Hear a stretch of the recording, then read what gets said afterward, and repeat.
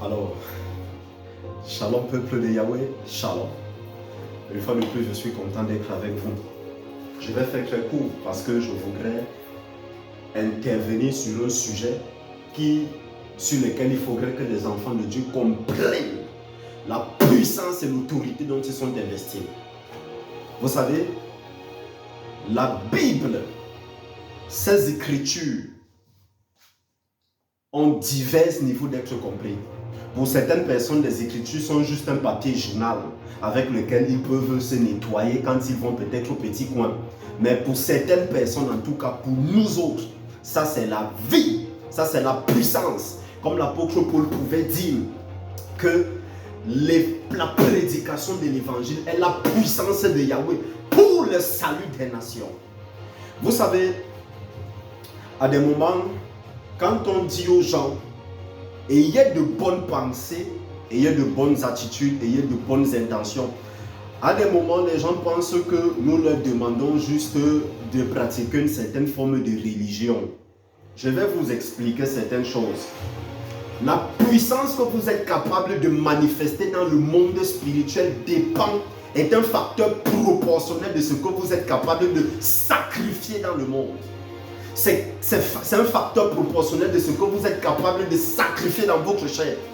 Nous tous, dans le Mashiach, c'est-à-dire dans le monde spirituel, nous ne pouvons pas manifester le même type de puissance et le même type d'autorité. Nous ne pouvons pas. Les gens qui pensent qu'ils peuvent s'asseoir chez eux, ils ne sacrifient jamais du temps pour les choses de Yahweh. Les gens qui pensent qu'ils peuvent s'asseoir chez eux, ils passent du temps à scroller leur téléphone, Facebook, YouTube et tous les autres trucs qui détruisent l'âme de lundi à dimanche.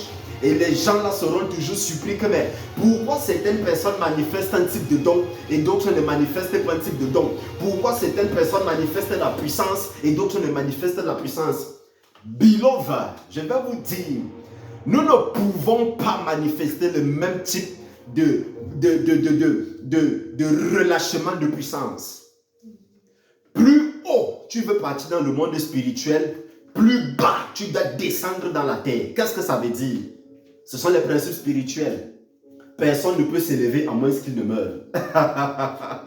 Le message que j'ai ce soir, c'est un message qui ne va pas faire plaisir. Parce que c'est un message qui va perturber, c'est un message qui va déranger ta chair. Je t'assure. Écoutez, quand je fais un message, moi-même je suis d'abord le premier concerné. Vous comprenez? C'est ça le mystère avec l'enseignement. Aujourd'hui, pourquoi la puissance est de plus en plus rare dans le milieu dit de l'assemblée? J'ai voulu dire dans le milieu du pentecôtiste. Pourquoi est-ce que la puissance de Dieu devient de plus en plus rare? Pourquoi est-ce que la manifestation de la puissance, c'est-à-dire les miracles, je crois aux miracles. Je crois aux miracles. Les miracles s'apprennent dans le monde spirituel. Il y a une dimension de puissance et un niveau de manifestation avec les esprits qui implique, qui vous contraint en fait à avoir une certaine discipline de vie, à avoir un certain type de soif. Par exemple, les gens qui veulent prophétiser ou ceux qui ont la sensibilité du prophétique, vous ne vous levez pas matin, vous commencez à avoir le degré prophétique que le prophète Isaïe avait. C'est pas comme ça que ça marche. Ça exige de vous un sacrifice. Par exemple, pour ceux qui veulent trop marcher dans la puissance prophétique, vous devez sacrifier ce que vos yeux voient. Lorsque vous vous levez par exemple le matin, vous devez apprendre à mettre de côté votre téléphone. Plusieurs parmi nous, vous êtes addictés au téléphone et vous ne vous rendez pas compte que vous exaltez un esprit. Vous exaltez l'esprit qu'on appelle intelligence artificielle. Je vais vous lire un passage pour que vous compreniez une chose. Chaque fois que vous allez voir dans la Torah ou dans les écrits l'expression cœur, l'expression émotion, l'expression entité spirituelle, c'est-à-dire autorité, puissance, trône de domination, vous devez faire attention. Vous devez comprendre que voilà des clés, des passages clés qui sont déjà en train de vous mettre en contact avec les univers spirituels. Vous devez savoir qu'en tant qu'enfant de Dieu, nous ne sommes pas seulement présents dans ce corps, mais nous sommes également opérationnels dans d'autres dimensions spirituelles. C'est la raison pour laquelle quand on prophétise par exemple aux gens, ou alors lorsqu'on fait les démonstrations de puissance, notamment dans le domaine de la délivrance, les gens sont souvent impressionnés que, surtout pour ceux qui n'ont pas le mandat, tu rends un ministère de délivrance à quelqu'un, quelques instants après tu es paralysé ou quelques instants après en tant que tu es mort. C'est pour vous faire comprendre que pendant que tu es parti rendre ce ministère de délivrance, si c'est que tu n'avais pas été investi de l'autorité et de la puissance nécessaire, tu te retrouves dans un royaume. Et dans le royaume là, tu seras massacré. Peu importe que tu es cru en Jésus ou pas. Parce que les gens ne comprennent pas que ce n'est pas parce que tu es en Jésus-Christ, tu vas te lever, tu vas aller voir un démon, tu chasses et que le démon va partir. Never!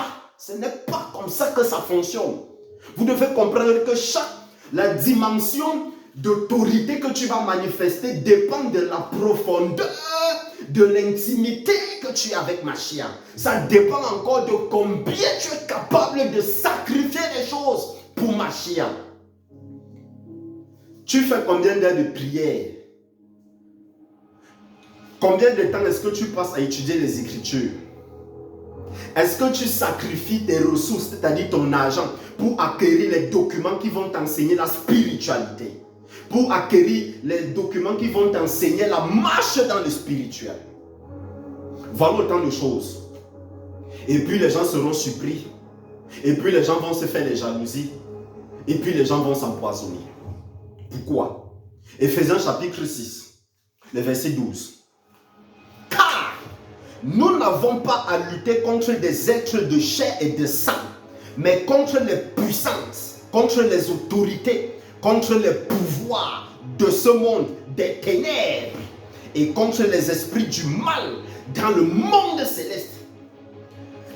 Si vous avez de bonnes émotions, vous avez de bonnes pensées, si vous pratiquez le bien, j'ai l'habitude de dire, chaque passage biblique que vous voyez dans les Écritures est une entité spirituelle que vous pouvez contracter. Maintenant, ceci dépend de la mesure et de la manière avec laquelle est-ce que votre cœur est attaché à la fréquence de ce passage biblique. Je me reprends. Écoutez, quand on vous dit ayez de bonnes pensées, beaucoup parmi vous ne réalisez pas que développer une bonne pensée dans le monde spirituel attrape un type d'entité spirituelle. C'est la raison pour laquelle vous allez voir que certains prophètes dans les Écritures ont manifesté un niveau spirituel brutal, ayant la capacité d'écouter des choses qui se disaient à plus de centaines de milliers de kilomètres. Mais aujourd'hui, gloire à Yahvé, aujourd'hui ce sont des choses qui sont encore possibles. Mais maintenant quand je parle du prophétique, je voudrais que vous compreniez qu'on doit faire la différence entre une qualité de personnes qui sont nées avec ce niveau prophétique et des gens qui doivent travailler pour développer l'habileté dans le prophétique. J'espère qu'on se fait comprendre.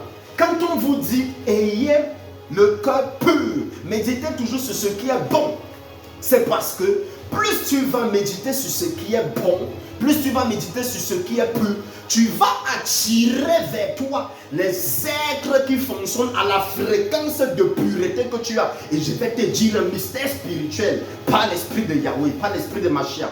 Écoute, chaque âme dans la création, dans le monde, provient d'un compartiment spirituel. En hébreu, on parlait de Atiya, on parlait de Beria, on parlait de Yetira et on parlait d'Atilut. Et il y a ce qu'on appelle il y a ce qu'on appelle en hébreu une structuration spirituelle entre, bref, je fais simple, l'arbre de vie. Toutes les âmes qui proviennent de l'arbre de vie qui arrivent sur la terre sont issues de différentes classes célestes. Maintenant, en fonction du niveau de discipline que tu manifestes, qu'est-ce qui va se passer? Tu vas attirer à toi les êtres qui fonctionnent du royaume spirituel dans lequel tu proviens. N'oublie pas ce qu'il a dit à Jérémie. Il a dit, Jérémie, avant que tu ne fusses conçu dans le sein de ta mère, je te connaissais déjà. Alors la question que je vous pose, c'est que Jérémie vivait où? Bien aimé, je vais vous dire maintenant un mystère. Voici ce qui se passe. Le passage de Éphésiens chapitre 6, verset 12 est le même passage que nous allons lire maintenant dans Colossiens chapitre 1. C'est le même passage qu'on va voir dans Colossiens chapitre 1 au verset 16. Pourquoi c'est le même passage? Là, vous allez comprendre que dans la maquette spirituelle, il y a ce qu'on appelle une symétrie d'information. Ça veut dire, au même titre que nous avons les entités de puissance et les autorités qui peuvent fonctionner dans la lumière, nous avons également les vices. C'est ce qu'on appelle en hébreu le Yetzer, le Sikra Ara et le Sikra Kidusha. Le Yetzer Ara, Sikra Kidusha qui veut dire monde de sainteté et Sikra Ara qui veut dire monde de ténèbres. Donc, lorsque dans le pentecôtisme, on vous dit qu'il faut que vous bagarrez à travailler dans la sainteté, c'est là où j'aime le pentecôtisme parce qu'en effet, c'est un volet de la spiritualité. Et je m'en vais plus loin. C'est un volet initiatique. Parce que vous le voulez ou que vous ne le voulez pas, il y a divers degrés d'initiation spirituelle. Le simple fait, j'ai dit l'autre jour à un homme de Dieu que me la tiens. Est-ce que tu te rends compte que écouter la voix de Dieu, de Yahweh, c'est déjà un niveau mystique très élevé? Parce que personne n'a jamais vu Yahweh et personne ne le verra.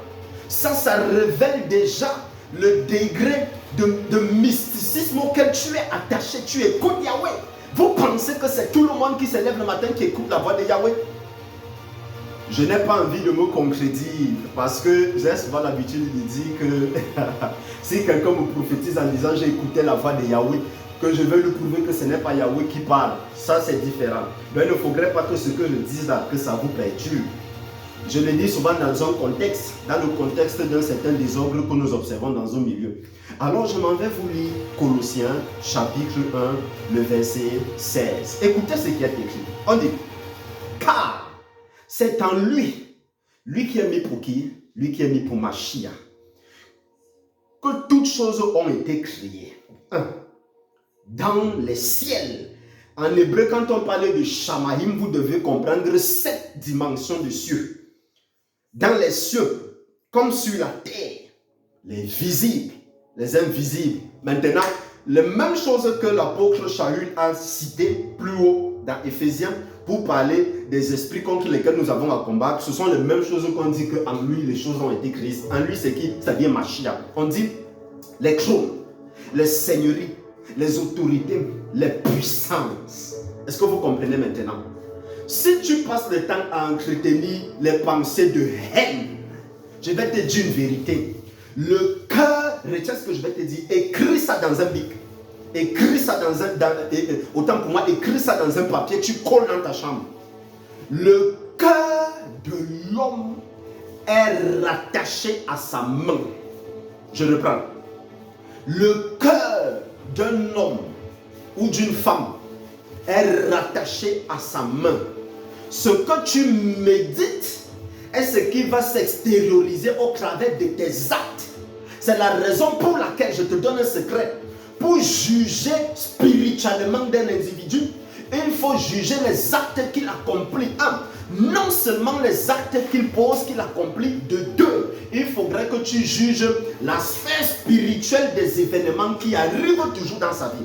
Donc si tu vois quelqu'un qui est toujours en train de manifester un type de trucs négatifs dans sa vie, il ne faut pas réfléchir loin. Tu n'as même pas besoin d'avoir un don prophétique. Tu vas simplement comprendre que son cœur n'est pas correct. Tu vas comprendre que son cœur n'est pas correct. Parce que ce qui est à l'intérieur de ton cœur est ce qui est directement rattaché au pôle séphirotique duquel tu proviens. Et ça fait en sorte que si je génère des émotions négatives, je passe le temps à générer le commérage, je passe le temps à générer la haine, je passe le temps à générer la jalousie. Qu'est-ce qui va se passer? Lorsque tu vas aller poser une action, peut-être tu veux entreprendre un dossier ou un travail, ou alors tu veux faire une levée topographique, un nouveau business, ça va mourir. Ça meurt pourquoi? Ça ne meurt pas parce que tu as prié quand tu es sorti de chez toi en disant que tout ce que je touche aujourd'hui prospère. Non, ça va mourir parce que ce qui est ton cœur, ce qui sort de ton cœur est directement rattaché au monde spirituel, au monde duquel tu proviens. C'est pourquoi les gens sont surpris en disant que mais j'ai prié. Oui, c'est vrai, tu as prié, mais qu'est-ce qui anime la pensée secrète de ton cœur? C'est l'une des raisons pour lesquelles j'ai l'habitude de dire, il ne sert à rien de prier beaucoup. Mais il faut savoir quelles sont les pensées que j'entretiens. C'est très important. En effet, la prière a sa place. Parce que je vous ai dit tout à l'heure que le niveau de puissance et d'autorité spirituelle que tu es prêt à manifester dépend de ce que tu es prêt à poser comme sacrifice. Si tu pries par exemple 10 heures par jour, le niveau de puissance que tu auras sera supérieur à celui qui prie 1 heure par jour. Est-ce qu'on se comprend? C'est comme ça que les choses là marchent. Vous voyez par exemple Machia. On dit qu'il se levait la nuit pour aller prier. C'était normal que le ministère d'un homme pareil soit accompagné de signes, de prodiges. Vous voyez l'abbé Shaul, l'apôtre Paul. Son ministère était accompagné de puissance. Qu'est-ce que tu es capable de sacrifier pour le monde céleste? Qu'est-ce que tu es capable de mettre de côté pour dire Yahweh Elohim, je veux être utilisé à la même dimension que Mashiach, ou alors je vais être utilisé à la même dimension que Moshe Rabbeinu ou Moïse, ou alors je vais être utilisé à la même dimension que Élia. Qu'est-ce que tu es prêt à sacrifier? Voilà les bonnes questions à se poser. Les questions ne sont pas j'ai prié, rien ne marche. Qu'est-ce que les Écritures disent? Vous priez et vous ne recevez pas parce que vous priez mal. Parce que vous priez mal. Ton cœur est connecté à quelle fréquence? Et quand je parle de connexion à la fréquence, je suis en train de parler, ton cœur est connecté à quoi? Du royaume. Le royaume est constitué de paroles. J'ai dit dans une vidéo que toute parole est une vibration énergétique. La parole génère de l'énergie. Donc il ne suffit pas de te lever et d'aller déclarer pour que ça s'accomplisse.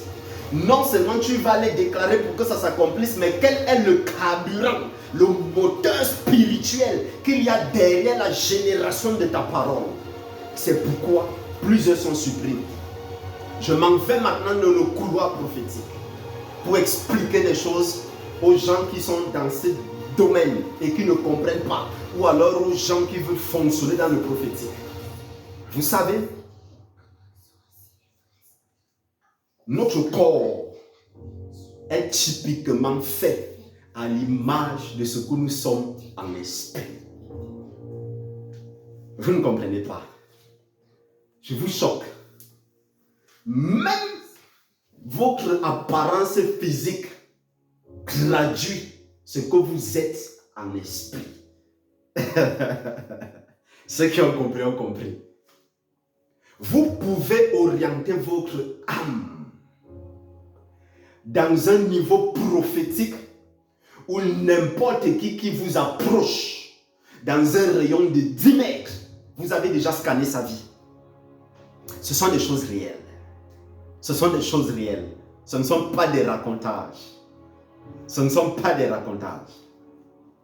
Donc comprends que il ne sert à rien de te lever et d'aller combattre des gens dont tu ne connais pas le bagage spirituel. C'est pour ça que dans une très vieille vidéo, j'ai dit au sujet du mariage qu'il ne suffit pas d'épouser un homme spirituel, il ne suffit pas d'épouser un homme qui est dans le gouvernement, mais quel est ton bagage spirituel? Quel est ton bagage spirituel? Tu es constitué de quoi spirituellement? Beaucoup parmi nous, vous ne pouvez même pas voir la forme spirituelle qu'ils ont à cause de l'intensité du travail qu'ils abattent.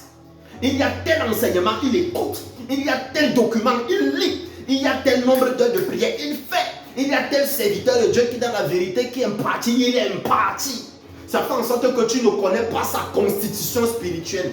Mais le problème avec ce qu'on appelle pentecôtisme actuel, c'est que son enseignement veut mépriser les individus. C'est ça qu'on appelle l'esprit de Jéroboam. Il veut mépriser en imposant aux individus à voir d'une certaine façon. Non. Quand vous étudiez les livres prophétiques, on vous dit que dans le monde qu'on appelle Atzilut, parce que c'est ce qui est écrit en hébreu.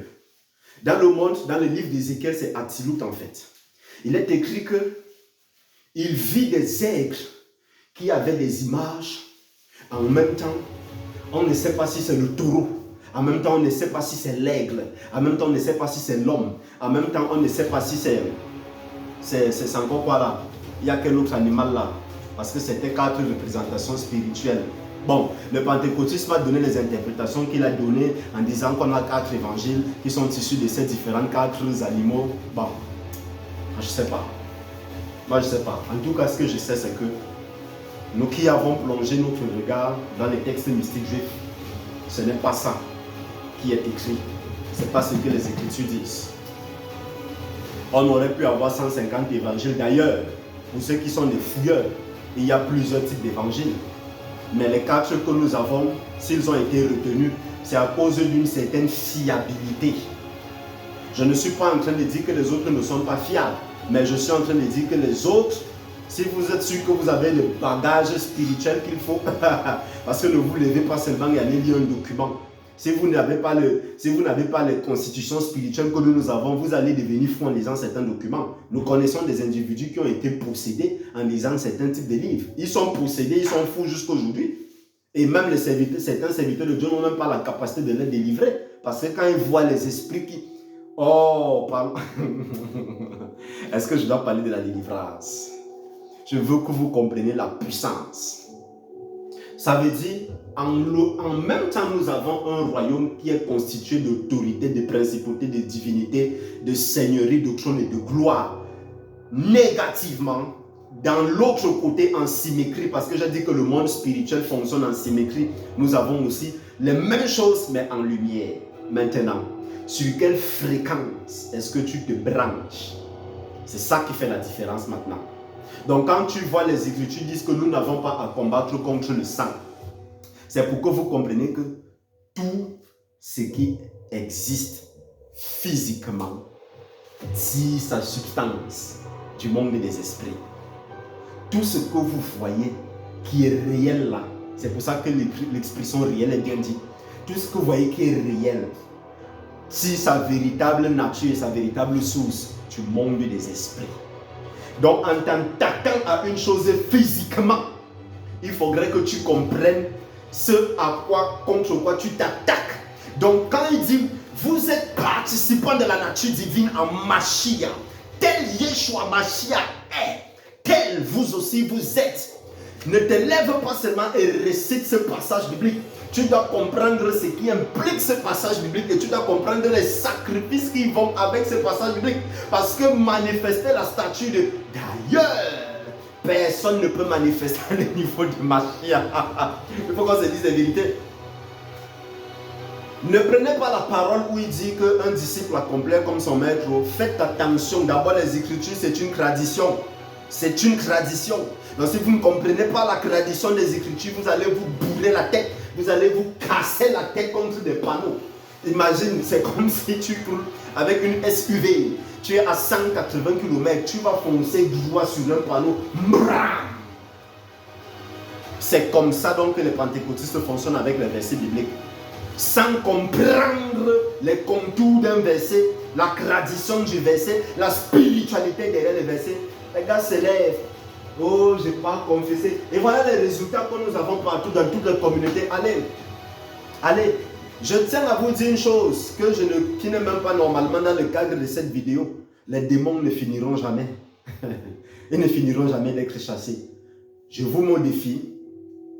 Montrez-moi un seul passage dans les Écritures où on a délivré les apôtres. Si vous me parvenez à me montrer un verset où on dit que Jésus a délivré ses apôtres, Mashiach, autant pour moi, pardonnez-moi Jésus, Yeshua. Si vous parvenez à me montrer un verset pareil, peut-être que je vais rentrer à l'église catholique. C'est pour vous dire que les esprits immondes ne finiront jamais. Donc si vous êtes venu baser votre vie sur un spectacle de chassement des démons permanents, c'est que vous n'avez pas compris la puissance. La foi que tu as en Mashiach. Quand on dit qu'elle est capable de déplacer les montagnes, il faut comprendre l'idée que Mashiach voulait véhiculer. La foi qui est capable de déplacer les montagnes, ça graisse d'abord le peuple juif pour leur faire comprendre que quel que soit le degré d'oppression des nations que les pays qui sont sur la terre vont vous faire, votre Rédempteur sera vivant et vous finirez par être une nation constituée. Et quand je parle de nation constituée, ça veut dire que le rassemblement entre Ephraïm et Juda aura lieu. C'est ça la signification de ce passage. Là, je viens de vous parler de la tradition de ce passage.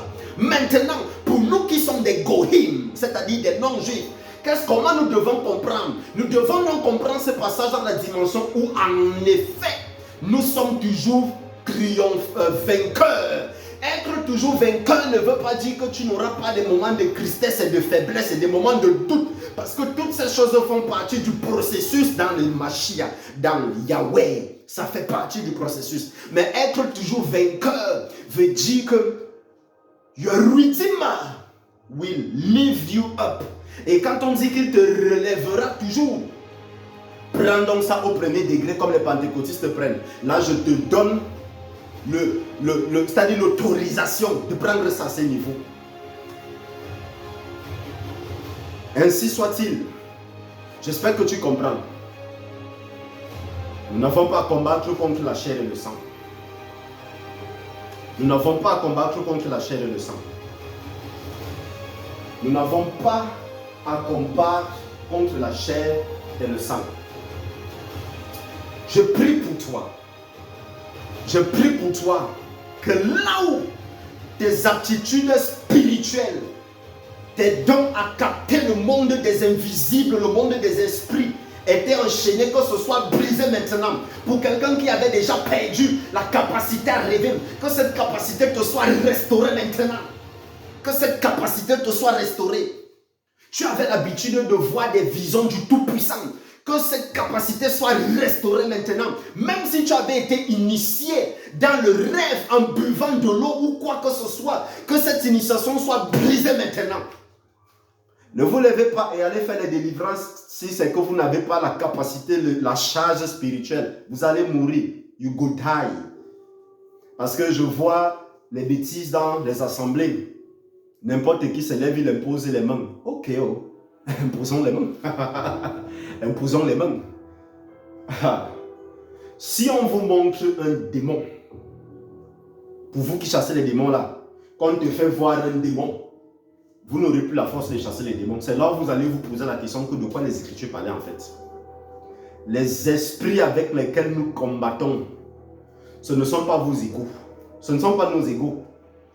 Tu ne peux pas te lever, tu peux dégager une entité qui est peut-être assise sur une famille depuis des millions et des millions d'années. Mon frère, pour faire ça, il faut que tu sois... il faut que le siège sur lequel tu sois assis, que ce soit un siège spirituel consistant. Ce n'est pas que tu as cru en Jésus, tu es parti faire ça. Sinon, ça sera les résultats, les choses qu'on voit partout là.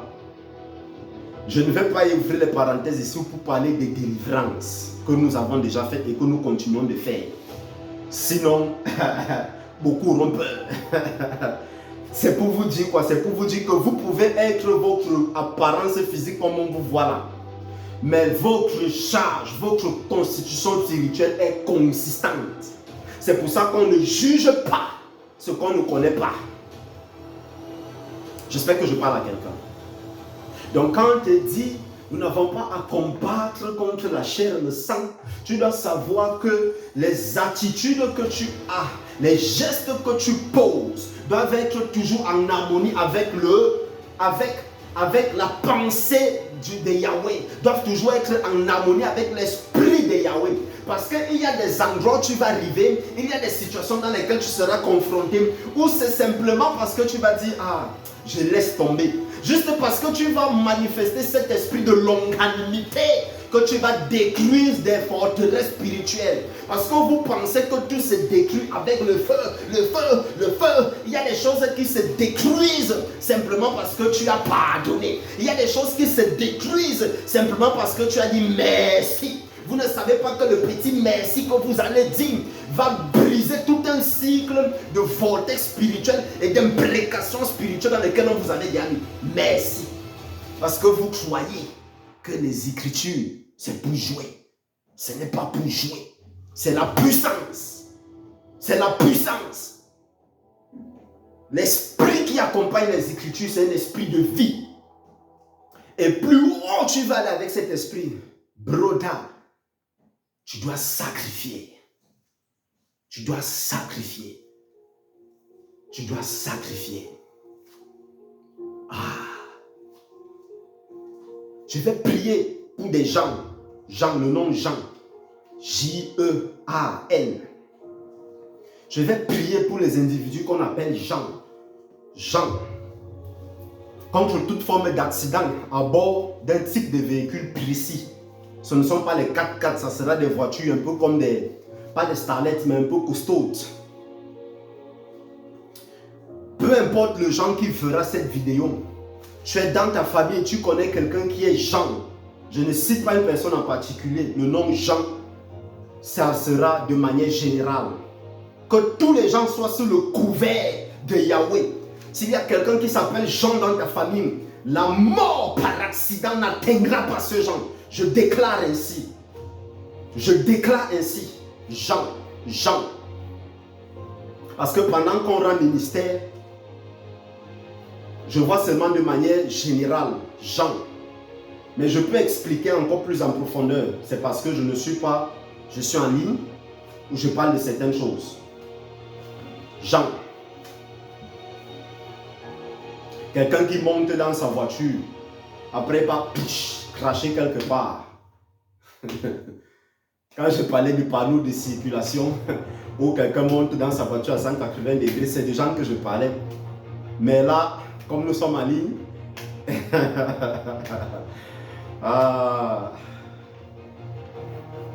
en tout